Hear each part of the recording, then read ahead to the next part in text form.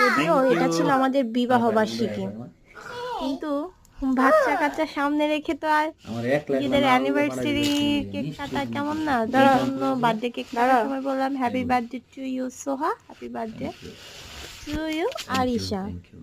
যাই হোক, এভাবে আমৃত্যু যেন আমরা একজন আরেকজনের পাশে থেকে কাটাতে পারি। সবাই আমাদের জন্য দোয়া করবেন। আল্লাহ যেন আমার হাজবেন্ডকে নেক হায়াত দান করে, ওকে সুস্থতা দান করে, ওরে ভালো রাখে, ওর শরীর সব সময় ভালো রাখে।